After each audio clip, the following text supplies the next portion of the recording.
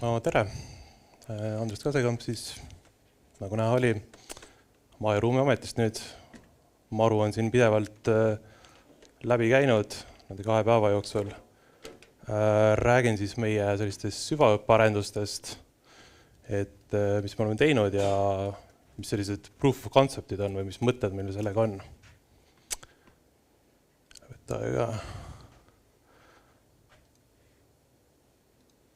Ma isegi vist teen korra page refresh'ist, et mõnikord siin mingid asjad tuleb. Okei. Esiteks siis, et kuidas me ARC-is siis oleme neid süvaõppemudeleid kasutanud. Et Esri pakub läbi selle Living Atlase väga mugavaid selliseid deep learning package'eid, mis on sellised eeltreenitud süvaõppemudelid. Me oleme tegelikult vaadanud ka mujale, et testime vaatame kogu aeg, et kas mingi vabavaralisi mudeleid on, mis mingites muudes koodivaramutes on, et kas neid annaks kasutada, aga nende probleem on tihtipeale see, et kas need on halvasti dokumenteeritud või need on halvasti pakendatud või siis mõlemat. Nii et sellised eeltreenitud mudelid, mis on nagu kõik asjad, kõik sõltuvused on juba ära lahendatud, on väga kasulikud. Meile meeldib nende mudelite peal see, et neid saab kasutada meie ortofotode ja punktipilve peal. Et meil on erineva ruumilise ajalise lahutusega mõlemad ja need andmed aina täpsemaks, punktipilve aina tihedamaks, väga mugav on kasutada. See on selline nagu hea osa. Mis natuke negatiivsem on, mis nagu varjukülg, et iga sellise ARC Pro uuendamisega on vaja installeriga need all olevad library'd ka nagu uuendada, mis on mõistetav, et kogu selle Conda package'i kõik peab ajakohaseks tegema. Aga mida me oleme märganud, ja see võib-olla nendele, kes tahab ka teised, kes tahavad seda kasutada, neid deep learning package'eid, et asjad võivad mõnikord katki minna.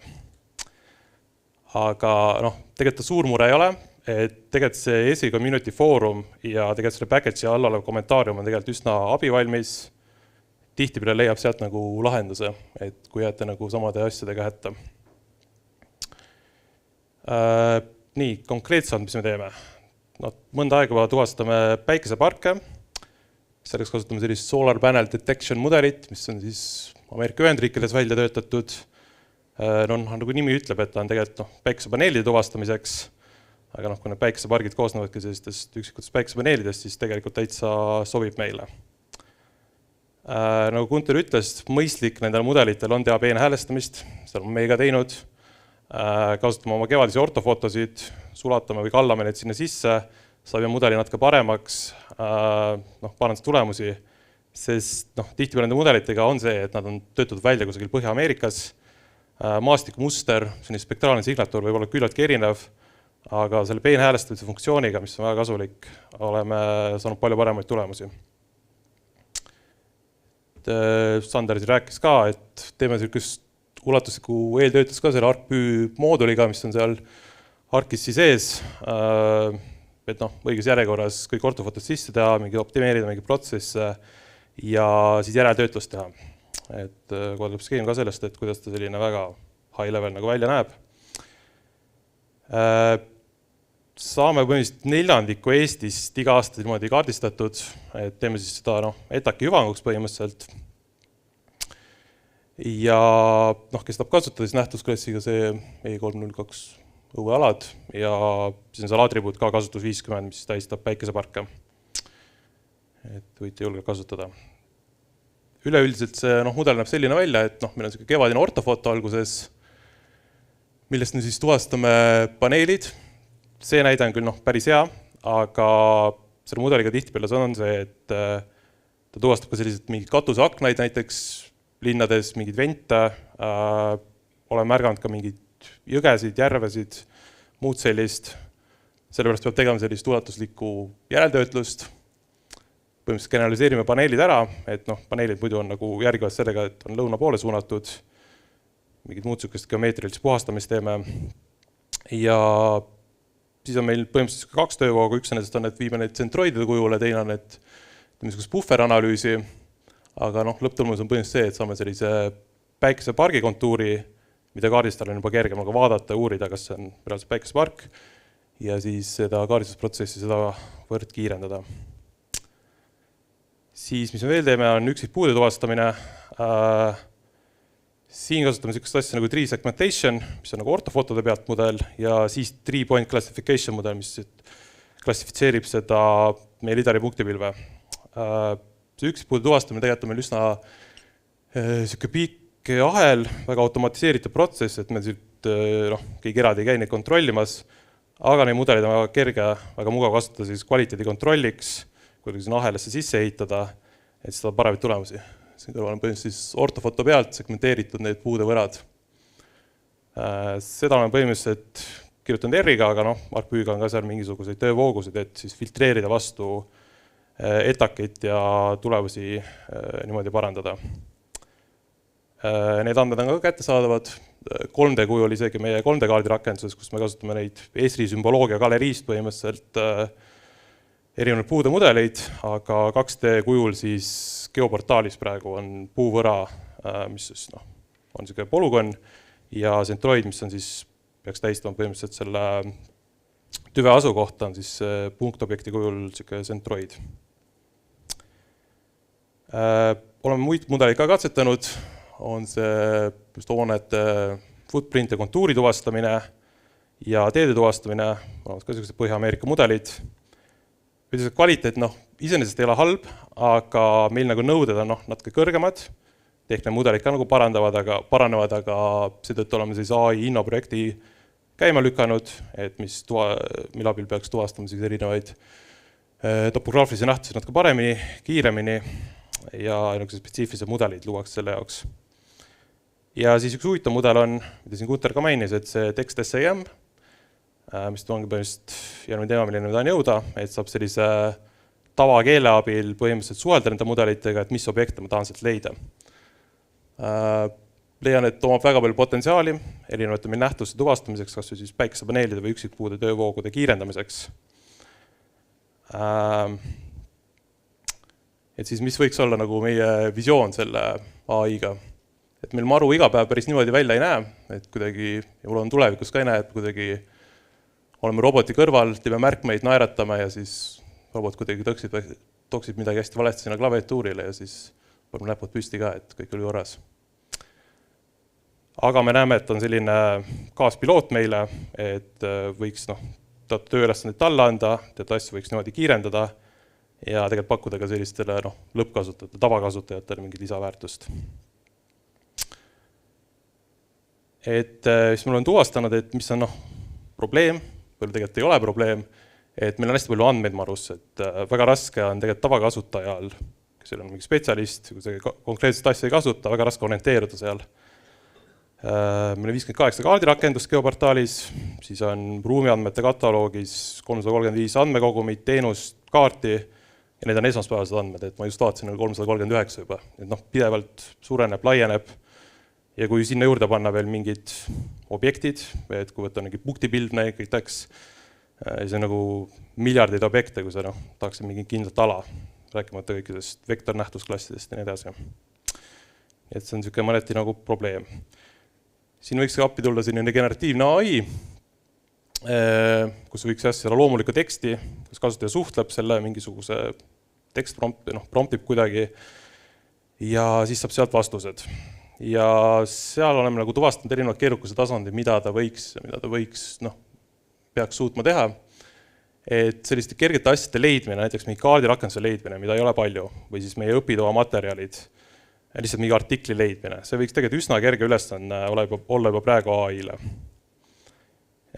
Siis sellised frontendi põhised asjad, mingi lihtsalt state muutub X-KISS-is, kus ei ole vaja mingit arvutusserverit.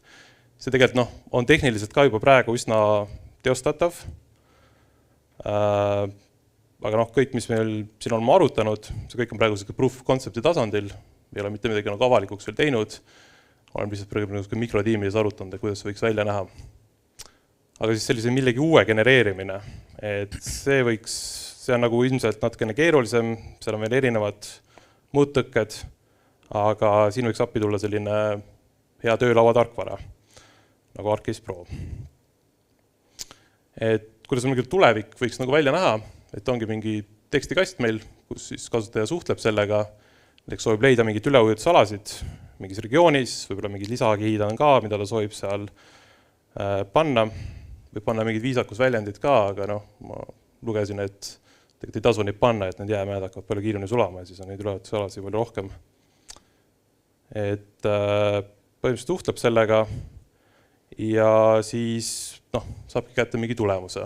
Et selle esimene vaade nagu maainfo kaardirakendus, seal olete ilmselt enamik käinud, aga meil on hästi palju spetsiifilisi kaardirakenduse ka, et on üleujutusalade kaardirakendus, kui ta võiks selle kasutada siis viia, suumida sisse sinna Haapsalu linna ja lülitada sisse need vajaminevad kihid. Aga see on niisugune kerge näide, mis on nagu keerulisem, et siin varasemalt on nagu jutud olnud ka mingi, kas ta võiks mingid planeeringud ise ära lahendada, kas ta võiks panna nagu kuhu tuulikud rajada, et või näiteks kasutaja suhtleb, et soovin osta kinnisvara Eestis, kus see võiks nagu olla, kas ta peaks nagu lahendama neid asju. Ja seal olen tuvastanud, seal on nagu kuidagi lihtsalt niisugune bias sees, et ilmselt teha nagu front-end kliendile lihtsalt seda nagu teenust pakkuda, et kui ta on õppinud mingisuguse materjali pealt, siis me ei taha, et kus ta kinnisvara osta, et suunabki kusagile Tallinna lähivalda, et see on kuidagi väga nagu suunatud, mõjutatud ja võib-olla tavakasutaja sellest aru ka, et mis tegema peab. Küll aga ArcGIS Pro, väga lahe tarkvara, mis on varasemalt läbi käinud, ma arvan, et visualiseerimis- ja töötlusplatvormina maailma parim, aga võiks kombineerida ka suurte keelemudelitega, et selliseid keerulisemaid professionaalile suunatud asju ära lahendada. Tehnoloogia, mis selle taga võiks olla, oleme seda natuke arutanud, et on niisugused Olama mudelid, vabavarase mudelid, nendele saab sellist nagu teadmiste baasi läbi RAG-i, et Retrieval Augmented Generation, sisse kallata, järele õpetada. Dockeri on huvitavad arendused, seda olen pidevalt kasutanud. See Model Runner on küllaltki uus, aga võimaldab ka niisugused AI mudelid juba runnida. Siis siin on küll kordus, aga MCP protokoll sisuliselt, mis võiks seista meie andmete ees. Ka mingid asju nagu läbi selle ArcGIS Pro pipe'ida edasi. Ja siis lugesin, et on uuem arendus, et see AI asi pidevalt muutub, ei jõua ka järgi pidada, aga ta on ArcGIS Pro AI assistent, mis on praegu beta-faasis, nagu võetavasti Gunter räägib sellest lähemalt, et mis mõtted sellega on.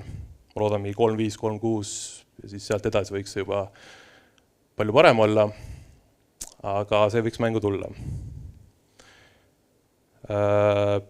Saab neid skriptimiskeelte võimekusi ära kasutada, et kirjutab põhimõtteliselt koodi valmis, Sander ka teeb, et sellega nagu mingit probleemi ei ole, et ArcGIS on üsna head võimalused selle jaoks.